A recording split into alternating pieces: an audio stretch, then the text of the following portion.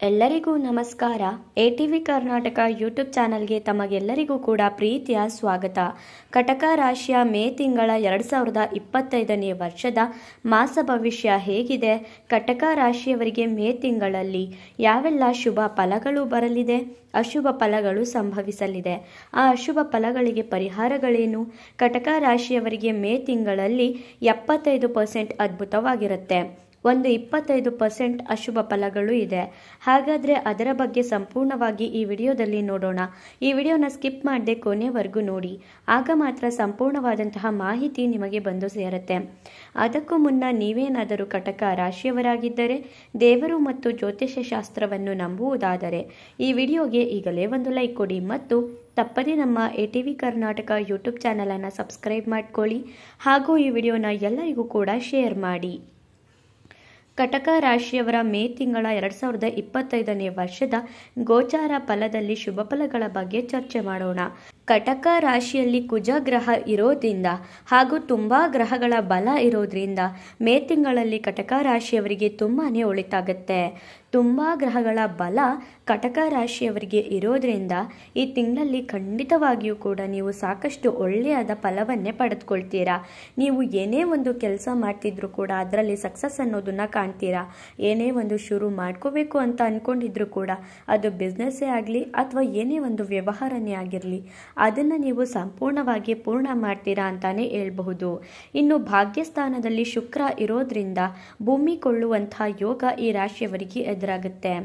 ಭಾಗ್ಯದಲ್ಲೇ ಶುಕ್ರ ಇದ್ರೆ ಖಂಡಿತವಾಗಿಯೂ ಕೂಡ ಭೂಮಿ ವಿಚಾರದಲ್ಲಿ ಒಳ್ಳೆಯದಾಗುತ್ತೆ. ನೀವೇನಾದರೂ ತುಂಬ ವರ್ಷಗಳಿಂದ ಸೈಟ್ ತಗೋಬೇಕು ಅಂತ ಯೋಚನೆ ಮಾಡ್ತಿದ್ರೆ ಖಂಡಿತವಾಗಿಯೂ ಕೂಡ ಸೈಟ್ ತಗೋತೀರಾ. ಅಥವಾ ಮನೇನ ಅರ್ಧಂಬರ್ಧ ಕಟ್ಟೇನಾದರೂ ನಿಲ್ಲಿಸಿದ್ರೆ, ಮನೆ ತಗೋಬೇಕು ಅಂತ ಯೋಚನೆ ಮಾಡ್ತಿದ್ರೆ, ಇಲ್ಲ ಹೊಸದಾಗಿ ಮನೆನ ಕಟ್ಟಿಸ್ಬೇಕು ಅಂತ ಯೋಚನೆ ಮಾಡ್ತಿದ್ರೆ ಈ ತಿಂಗಳಲ್ಲಿ ಕಟಕ ರಾಶಿಯವರು ಶುರು ಮಾಡಿದ್ರೆ ಖಂಡಿತವಾಗಿಯೂ ಕೂಡ ಸಾಕಷ್ಟು ಒಳ್ಳೆಯದೇ ಆಗುತ್ತೆ. ಮನೆ ಕಟ್ಟುವಂತಹ ಯೋಗ ಕೂಡ ಇರುತ್ತೆ. ಇನ್ನು ಸೈಟ್ ಕೊಳ್ಳುವ ಯೋಗ ಕೂಡ ಇರೋದ್ರಿಂದ ನೀವು ಖಂಡಿತವಾಗಿಯೂ ಈ ತಿಂಗಳಲ್ಲಿ ಸೈಟ್ ತಗೋಬಹುದು.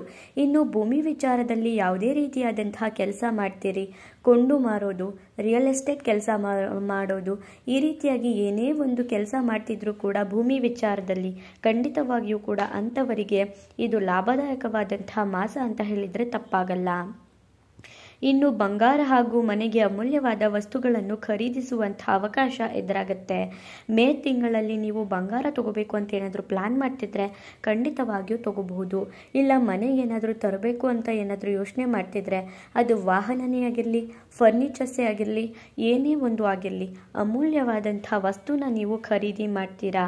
ಹಾಗೆಯೇ ವಾಹನದಲ್ಲಿ ನೀವು ಇಷ್ಟಪಟ್ಟಂತಹ ವ್ಯವಹಾರಕ್ಕೆ ಸಂಬಂಧಪಟ್ಟಂತಹ ವಾಹನನ ನೀವು ಖರೀದಿ ಮಾಡಿದ್ರೆ ಸಾಕಷ್ಟು ಒಳ್ಳೆಯದೇ ಆಗುತ್ತೆ ನಿಮ್ಮ ಭವಿಷ್ಯದಲ್ಲಿ. ಕೇತು ಗ್ರಹ ಕೂಡ ಅನುಕೂಲಕರ ಸ್ಥಾನದಲ್ಲಿ ಇದ್ದಾರೆ. ಹಾಗಾಗಿ ಈ ರಾಶಿಯವರು ಬಹಳನೇ ಅದೃಷ್ಟ ಅನ್ನೋದನ್ನ ಪಡ್ಕೋತಾರೆ. ಕೇತು ಗ್ರಹ ಕೂಡ ಈ ರಾಶಿಯವರಿಗೆ ಅನುಕೂಲಕರವಾಗಿರೋದ್ರಿಂದ ನೀವು ಸಾಕಷ್ಟು ರೀತಿಯಾದಂತಹ ಲಾಭನ ನಿಮ್ಮ ಜೀವನದಲ್ಲಿ ಎಕ್ಸ್ಪೆಕ್ಟ್ ಮಾಡಬಹುದು. ನೀವು ಏನು ಯೋಚನೆ ಮಾಡ್ತಿರ್ತೀರೋ ಅಂತಹ ಎಲ್ಲ ಕೆಲಸಗಳನ್ನು ಕೂಡ ನೀವು ಮಾಡಿ ಮುಗಿಸ್ತೀರಾ. ಇನ್ನು ಸೂರ್ಯಗ್ರಹ ಕೂಡ ಉತ್ತಮವಾಗಿರೋದ್ರಿಂದ ಒಳಿತಾಗುತ್ತೆ. ಸೂರ್ಯಗ್ರಹ ಉತ್ತಮವಾಗಿದ್ರೆ ನಮ್ಮ ಆರೋಗ್ಯ ಸುಧಾರಣೆ ಕಾಣುತ್ತೆ. ಹಾಗೆಯೇ ಸೂರ್ಯನಂತೆ ಉಜ್ವಲವಾಗಿ ನಮ್ಮ ಭವಿಷ್ಯ ಇರುತ್ತೆ. ಹಾಗೆ ಸೂರ್ಯ ರಂಗಿಸುವ ಥರ ನಮ್ಮ ಜೀವನ ಕೂಡ ರಂಗಾಗಿರುತ್ತೆ ಅಂತಾನೆ ಹೇಳ್ತೀನಿ. ಅಂಥದ್ರಲ್ಲಿ ಕಟಕ ರಾಶಿಯವರಿಗೆ ಮೇ ತಿಂಗಳಲ್ಲಿ ಇಷ್ಟೆಲ್ಲ ಅನುಕೂಲಗಳು ಇರೋದ್ರಿಂದ ಸಾಕಷ್ಟು ಒಳಿತನ್ನು ನೀವು ಕಾಣಬಹುದು, ಶುಭ ಫಲನ ಎಕ್ಸ್ಪೆಕ್ಟ್ ಮಾಡಬಹುದು. ಇನ್ನು ಬುಧಗ್ರಹ ಕೂಡ ಅನುಕೂಲವಾಗಿರೋದ್ರಿಂದ ಬುದ್ಧಿ ಹೆಚ್ಚಾಗುತ್ತೆ, ಜ್ಞಾನ ಹೆಚ್ಚಾಗುತ್ತೆ. ಬುಧ ಗ್ರಹ ಕೂಡ ಅನುಕೂಲವಾಗಿರೋದ್ರಿಂದ ನೀವು ಯಾವುದಾದ್ರೂ ಕಾಂಪಿಟೇಟಿವ್ ಎಕ್ಸಾಮ್ನ ಬರಿಬೇಕು ಅಂತಿದ್ರೆ ಅದರಲ್ಲಿ ಖಂಡಿತವಾಗಿಯೂ ಕೂಡ ಉತ್ತಮವಾದ ಅಂಕನ ನೀವು ಪಡ್ಕೋತೀರಾ. ಹಾಗೆಯೇ ಜ್ಞಾನ ಹೆಚ್ಚಾಗಿರೋದ್ರಿಂದ ನಿಮಗೆ ಸಾಕಷ್ಟು ಪ್ರಯೋಜನನ ಪಡ್ಕೋಬಹುದು. ವಿದ್ಯಾರ್ಥಿಗಳು ವಿದ್ಯಾಭ್ಯಾಸದಲ್ಲಿ ಅದ್ಭುತವಾಗಿ ನೀವು ಅಂಕನ ತೆಗೆದಿರ್ತೀರಾ. ಹಾಗೆಯೇ ವಿದ್ಯಾಭ್ಯಾಸದಲ್ಲೂ ಕೂಡ ನೀವು ಸಾಕಷ್ಟು ಒಳಿತನ್ನು ಕಾಣ್ತೀರಾ. ಇನ್ನು ಭಾಗ್ಯಸ್ಥಾನದಲ್ಲಿರುವಂತಹ ಶನಿ ಜಾಸ್ತಿ ತೊಂದರೆ ಮಾಡಲ್ಲ, ಮಧ್ಯದಲ್ಲಿ ಇರ್ತಾರೆ, ಅಂದರೆ ನ್ಯೂಟ್ರಲ್ ಆಗಿರ್ತಾರೆ. ಭಾಗ್ಯಸ್ಥಾನದಲ್ಲಿ ಶನಿ ಇರೋದ್ರಿಂದ ಈ ಕಡೆ ತೊಂದರೆನೂ ಕೊಡಲ್ಲ, ಈ ಕಡೆ ಲಾಭನೂ ಕೊಡಲ್ಲ. ಅವರು ಮಧ್ಯದಲ್ಲೇ ಎದ್ಬಿಡ್ತಾರೆ. ಇದು ಪ್ಲಸ್ ಪಾಯಿಂಟೇ ಅಲ್ವಾ. ತೊಂದರೆಗಿಂತ ನ್ಯೂಟ್ರಲ್ ಆಗಿದ್ಬಿಟ್ರೇ ಒಳ್ಳೆಯದು. ಇನ್ನು ತಾಳ್ಮೆಯಿಂದ ಇದ್ದರೆ ಈ ತಿಂಗಳು ನಿಮಗೆ ಅದ್ಭುತವಾದಂತಹ ಲಾಭನ ನೀವು ಪಡ್ಕೋಬಹುದು. ನೀವು ಎಷ್ಟು ತಾಳ್ಮೆಯಿಂದ ಇರ್ತೀರೋ ಅಷ್ಟು ಲಾಭ ಅನ್ನೋದು ಈ ತಿಂಗಳಲ್ಲಿ ನಿಮಗೆ ಸಿಗುತ್ತೆ. ಅಂತಹ ತಾಳ್ಮೆನ ನೀವೇನಾದರೂ ನಿಮ್ಮ ಜೀವನದಲ್ಲೇ ಆಗಲಿ ನಿಮ್ಮ ಮನಸ್ಸಲ್ಲೇ ಆಗಲಿ ರೂಢಿಸ್ಕೊಂಡಿದ್ದೆ ಆದರೆ ಸಾಕಷ್ಟು ಸಕ್ಸಸ್ ಅನ್ನೋದು ಬಂದು ನಿಮ್ಮ ಕೈ ಸೇರುತ್ತೆ. ಇನ್ನು ಈ ತಿಂಗಳು 75% ಅದ್ಭುತವಾಗಿರುತ್ತೆ ಅಂತಾನೆ ಹೇಳ್ತೀನಿ. ಟೆನ್ಷನ್ಸ್ ಅನ್ನೋದು ಕಡಿಮೆ ಇರುತ್ತೆ. ನೀವು ಯಾವುದೇ ರೀತಿಯಾದಂತಹ ಟೆನ್ಷನ್ಸು ಯೋಚನೆ ಮಾಡುವಂಥ ಅವಶ್ಯಕತೆ ಇಲ್ಲ. ಸಾಕಷ್ಟು ಒಳಿತಾಗೋದ್ರಿಂದ 75% ಅಂದರೆ ಒಳ್ಳೆ ಪರ್ಸೆಂಟೇಜ್. ಈ ತಿಂಗಳಲ್ಲಿ ನಿಮಗೆ ತೊಂದರೆಗಳೇನು ಹಣಕಾಸಿಗೆ ಆಗಲಿ ಯಾವುದಕ್ಕೆ ಆಗಲಿ ತುಂಬ ತೊಂದರೆ ಅನ್ನೋದು ಯಾವುದೇ ಕಾರಣಕ್ಕೂ ಬರಲ್ಲ. ಈಗ ಶುಭ ಫಲಗಳ ಬಗ್ಗೆ ನೋಡಿದ್ದಾಯಿತು. ಅಶುಭ ಫಲಗಳೇನು? ಎಲ್ಲವೂ ಕೂಡ ನಮ್ಮ ಜೀವನದಲ್ಲಿ ಶುಭವಾಗುತ್ತೆ ಅಂತ ಹೇಳೋದು ತಪ್ಪು, ನಮ್ಮ ಮೂರ್ಖತನ. ಏನಾದರೂ ಒಂದು ತೊಂದರೆಗಳು ಇದ್ದೇ ಇರುತ್ತೆ ಅನ್ನೋದು ಅಷ್ಟೇ ನಿಜ. ಅಂತಹ ಶುಭ ಫಲಗಳು, ಎಚ್ಚರಿಕೆಯನ್ನು ವಹಿಸಬೇಕಾಗಿರುವಂಥ ವಿಷಯಗಳು ಯಾವ್ಯಾವುದು ಅಂತ ನೋಡೋದಾದರೆ ರಾಹುವಿನ ಶಾಂತಿ ಮಾಡಿಸ್ಬೇಕಾಗುತ್ತೆ. ಯಾಕಂದರೆ ರಾಹುವಿನಿಂದ ನೀವು ತುಂಬಾ ತೊಂದರೆಗೆ ಒಳಗಾಗಬೇಕಾಗುತ್ತೆ. 1 ವರ್ಷ ರಾಹು ನಿಮ್ಮ ರಾಶಿಯಲ್ಲಿ ನೀಚನಾಗಿರೋದ್ರಿಂದ ಖಂಡಿತವಾಗಿಯೂ ಕೂಡ ಸ್ವಲ್ಪ ತೊಂದರೆಗಳು ಎದುರಾಗುತ್ತೆ. ಇನ್ನು ಮೇ 14ರವರೆಗೆ ಮಾತ್ರ ಗುರುಬಲ ಇರುತ್ತೆ.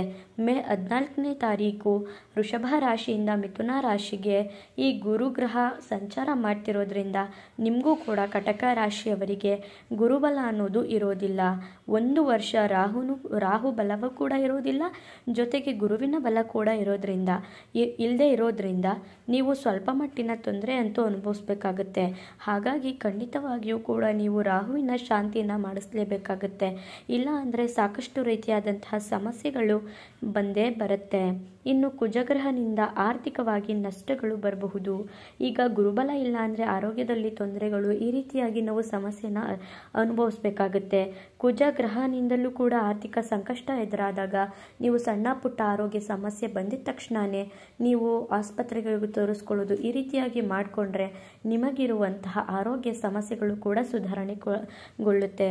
ನೋಡಿದ್ರಲ್ಲ, ಪರಿಹಾರಗಳನ್ನ ಏನೇನು ಮಾಡ್ಕೋಬೇಕು ಅಂತ ಯೋಚನೆ ಮಾಡೋದಾದರೆ ಮೊದಲೇ ಹೇಳಿದಾಗೆ ರಾಹುವಿನ ಶಾಂತಿ ಮಾಡಿಸ್ಲೇಬೇಕಾಗುತ್ತೆ.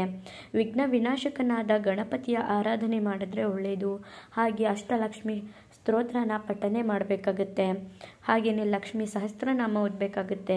ಒಟ್ಟಾರೆಯಾಗಿ ಹೇಳೋದಾದರೆ ದೇವಿಯ ಆರಾಧನೆ ಮಾಡೋದ್ರಿಂದ ಕಟಕ ರಾಶಿಯವರಿಗಿರುವಂತಹ ಅಶುಭ ಫಲಗಳು ಕಡಿಮೆ ಆಗುತ್ತೆ, ಶುಭ ಫಲಗಳೇ ಹೆಚ್ಚಾಗುತ್ತೆ.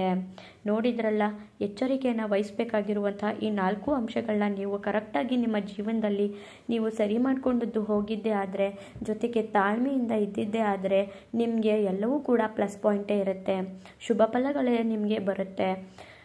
ನಿಮಗೇನನ್ನಿಸ್ತು? ಕಟಕ ರಾಶಿಯವರು ನಿಮ್ಮ ಅನಿಸಿಕೆ ಅಭಿಪ್ರಾಯನ ಕಮೆಂಟ್ ಮಾಡಿ.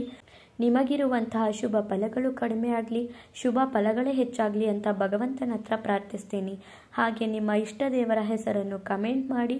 ಮುಂದಿನ ಹೊಸ ವಿಡಿಯೋಗಳ ಜೊತೆ ಸಿಗ್ತೀನಿ. ಅಲ್ಲಿವರೆಗೂ ನೋಡ್ತಾ ಇರಿ ATV ಕರ್ನಾಟಕ ಯೂಟ್ಯೂಬ್ ಚಾನಲ್. ಧನ್ಯವಾದಗಳು.